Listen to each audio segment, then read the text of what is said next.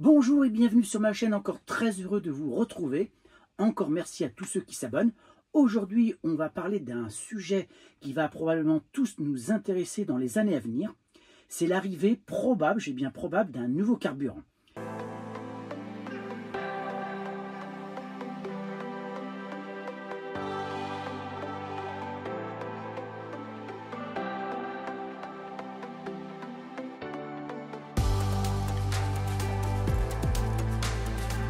Et ça va changer la donne.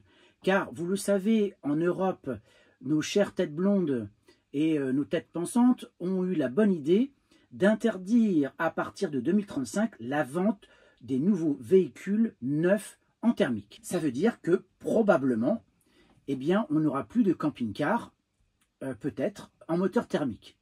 L'autre chose qui est importante, c'est qu'on voit bien que les normes environnementales se durcissent et que nos véhicules sont exclus de plus en plus de villes. Alors, cette mauvaise idée européenne risque peut-être d'être revue en 2026, car il y a une clause de revoyure qui a été votée, et il est possible qu'au vu des dernières élections, de nouvelles propositions soient faites en la matière. D'ailleurs, on le voit bien sur le marché européen, qu'il y a de nombreux groupes qui se cassent la figure en termes de vente, notamment en Allemagne, mais un petit peu en France, et on voit une chute des ventes de véhicules électriques. En tout état de cause, certains ont imaginé un futur pour nos véhicules thermiques et ont inventé un nouveau carburant. Alors je vais vous parler donc du XTL, qui est un agrocarburant paraffinique de synthèse.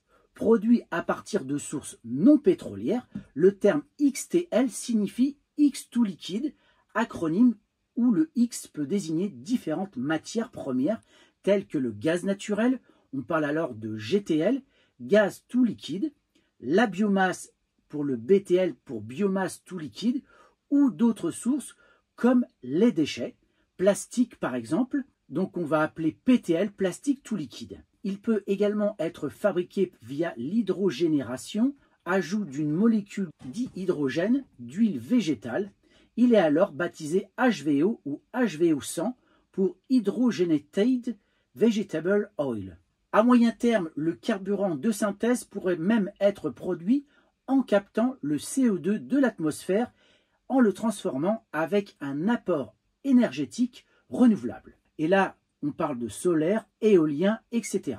Les carburants de synthèse XTL et HVO répondent à la norme européenne EN 15940. Alors oui, le XTL offre une composition chimique similaire à celle du diesel conventionnel et peut donc y être mélangé dans n'importe quelle proportion. D'ailleurs, une voiture qui accepte le XTL ne nécessite aucune modification. L'automobiliste n'a pas de questions à se poser si la station-service ne distribue pas encore de XTL, il peut faire le plein avec le carburant qu'il utilise habituellement. Mais attention, la réglementation est claire, depuis 2017, les véhicules doivent circuler avec un carburant couvert par l'homologation moteur. Ainsi, selon la loi, un véhicule qui n'a pas été homologué avec le XTL, mais qui en consommerait, serait en infraction. Alors, est-ce que le XTL est plus performant? A priori, non, ou du moins très peu. Le carburant XTL dispose d'un pouvoir calorifique très proche de celui du gasoil, donc quasiment le même niveau de performance. En revanche, sa composition évite l'encrassement de certaines pièces du moteur, comme les injecteurs et les soupapes, ou même les filtres à carburant. Cela peut se traduire par une meilleure tenue des performances dans le temps et faciliter le travail des systèmes de traitement des gaz d'échappement. Donc là, on parle de filtres à particules, catalyseurs. À cette question posée en 2023 à un ancien député de la 11e circonscription des Bouches-du-Rhône, la réponse du ministre de la Transition énergétique publiée au journal officiel du 16 mai 2023 est claire. Les performances en termes de qualité de l'air du XTL HVO 100 sont évaluées par une étude en cours, qui est réalisée par l'Institut français du pétrole et des énergies nouvelles en lien avec la DGEC, Direction générale de l'énergie et du climat. Les résultats de ces études permettront de déterminer la catégorie critères correspondant le mieux aux performances de motorisation exclusivement alimentées en XTL HVO 100. Donc une réponse qui devrait bientôt arriver. Alors quels sont les modèles compatibles avec le XTL? Il y a une liste parue au journal officiel le 6 juillet 2024. Entre autres, on trouve Ford avec le Transit Custom 2.0 EcoBlue, le Tourneo Custom 2.0 EcoBlue, le Ranger 2.0 EcoBlue et le 3.0 EcoBlue, le Transit, le Tourneo Connect 1.5 EcoBlue. Alors il y a d'autres véhicules Ford qui sont concernés par ce nouveau carburant. Au niveau du groupe Renault, tous les véhicules diesel des marques Dacia et Renault répondent aux normes d'émission Euro 6, entrées en vigueur le 1er janvier 2014, sont compatibles avec le gasoil XTL. Chez Stellantis, les véhicules diesel des marques Citroën, DS, Opel, Vauxhall et Peugeot, équipés d'un sticker sur la trappe à carburant d'une information écrite dans le manuel de bord d'utilisation du véhicule, sont compatibles avec le gasoil XTL. Pour toutes les autres marques du groupe Stellantis, et là on parle d'Alfa Romeo, d'Abarth, Chrysler, Fiat, Jeep et Lancia, les véhicules Euro 6 produits après le 1er septembre 2014 et équipés d'un moteur diesel 1,3 litre, 1,6 litre, 2 litres ou 2 litres 2 sont compatibles avec le gasoil XTL. Donc ça, c'est une information très importante, notamment pour nous qui avons souvent des porteurs sur Fiat. Là, en l'occurrence, on pourra utiliser ce type de carburant. Le gasoil de synthèse XTL issu de plusieurs sources de production, autres que le pétrole, est désormais autorisé à la vente en station-service. Ce carburant moins polluant pourrait faire perdurer les moteurs diesel au-delà de 2035. Et ça, c'est une excellente nouvelle. Jusqu'alors réservé aux flottes de véhicules d'entreprise, le carburant XTL peut désormais être distribué en station-service pour les particuliers. 6 nouveaux arrêtés publiés entre fin juin et début juillet encadrent la mise sur le marché de ce carburant dédié aux voitures diesel. L'arrêté du 26 juin 2024, publié au journal officiel du 30 juin, spécifie que toute limitation de l'usage du gasoil XTL aux seules flottes captives disposant d'une logistique spécifique a été supprimée. La distribution de ce carburant en station-service peut donc être autorisée. Il était temps, serait-on tenté de dire, en effet, le XTL est déjà distribué depuis plusieurs années dans certains pays européens, la Belgique, la Finlande entre autres, et depuis mai en Allemagne. Alors il faut savoir que le XTL ne sera pas disponible immédiatement. Ce ne sera toutefois pas pour tout de suite, le temps pour la filière de s'organiser. Les stations-service devront se doter de cuves dédiées ainsi que de pompes exclusivement réservées à ce nouveau carburant. L'introduction de la nouvelle pompe XTL ne pourra se faire que si du gasoil traditionnel est également proposé dans le même établissement. Et c'est peut-être un moyen de faire perdurer l'usage de moteurs thermiques au-delà de l'échéance fatidique de 2035 annoncée par le gouvernement et par l'Europe. Alors quels sont les avantages du XTL? Le premier concerne la réduction des émissions de CO2. Au global, c'est jusqu'à 90% de moins par rapport au gasoil traditionnel en fonction de l'origine des matières premières. Ça, c'est vraiment génial.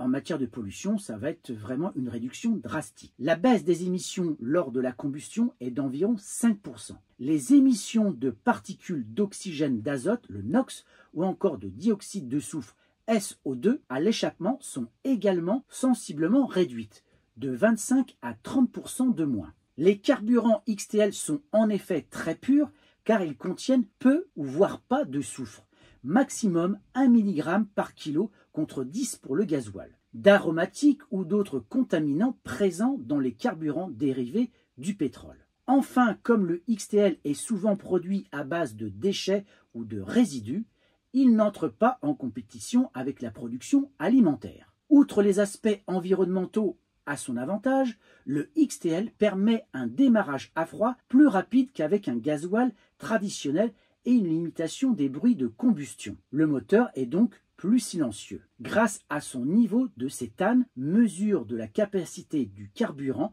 à s'enflammer, établi sur une échelle de 0 à 100, plus élevée, 51 pour le gasoil et 70 pour le XTL. Une question qui peut aussi être posée, peut-on mélanger le XTL et le gasoil? Oui, le XTL offre une composition chimique similaire à celle du diesel conventionnel et peut donc y être mélangé dans n'importe quelle proportion. Et une chose importante, une voiture qui accepte le XTL ne nécessitera pas de modification. Donc l'automobiliste et le camping-cariste n'a pas de question à se poser si la station-service ne distribue pas encore de XTL.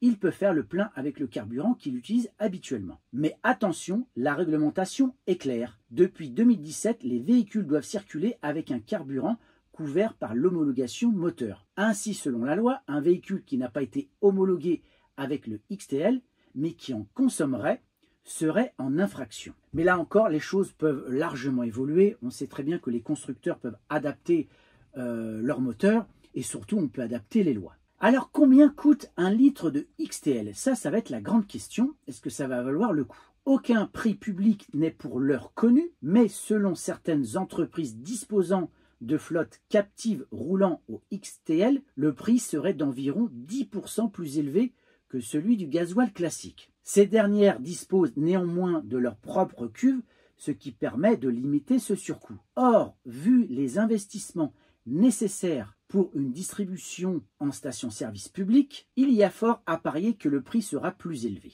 Le prix de vente devrait largement dépasser les 2 € par litre, du moins le temps que les coûts de production baissent. En Belgique, où il est autorisé à la vente depuis 2018, il est proposé en moyenne à 2,47 € le litre contre 1,83 € il y a quelque temps du gasoil, sachant qu'aujourd'hui le gasoil est plutôt autour des 1,70 €. Sur cette question du prix, il faut savoir que peut-être l'État, pour encourager ce carburant propre, va peut-être créer une taxe spécifique et faire réduire le coût de ce carburant. Car effectivement, aujourd'hui, quand on voit les prix qui se pratiquaient en Belgique, ça va être assez exorbitant. Donc, à voir dans le temps si le coût de fabrication, le coût d'investissement vont baisser.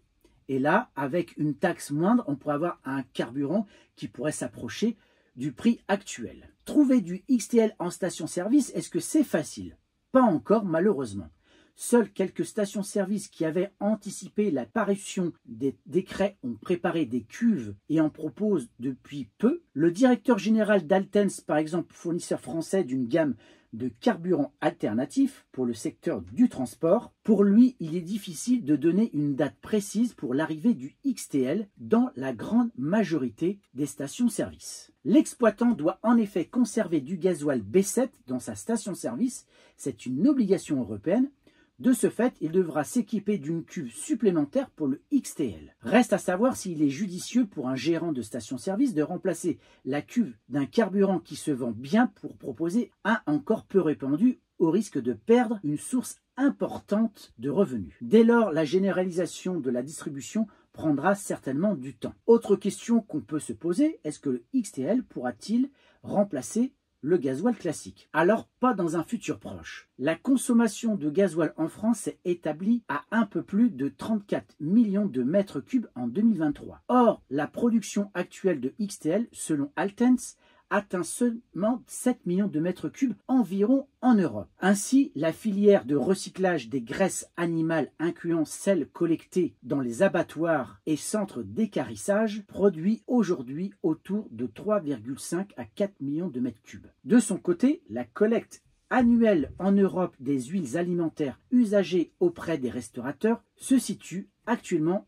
aux alentours de 1,1 million de mètres cubes. À moyen terme, d'autres matières résiduelles comme les déchets de bois, l'huile de tôle, résidus provenant de la fabrication des pâtes chimiques à partir du bois de pin et même des déchets plastiques devraient entrer dans le process permettant alors d'accroître rapidement la production de XTL. Donc cette solution d'un carburant propre est pour moi la solution idéale. J'espère que ça va se développer et qu'on pourra très prochainement mettre ce XTL dans nos réservoirs. Donc voilà ce que je voulais vous dire à propos de ce nouveau carburant qui pourrait bientôt arriver dans nos stations-service. C'est peut-être pas pour tout de suite, mais en tout cas, je pense que ça va se développer et de permettre notamment de pouvoir acheter au-delà de 2035 des véhicules de loisirs avec des moteurs thermiques. Donc dites-moi en commentaire ce que vous en pensez. N'hésitez pas à partager, likez et mettez-moi un pouce bleu, ça me fera très plaisir. Je vous dis à très bientôt pour une nouvelle vidéo.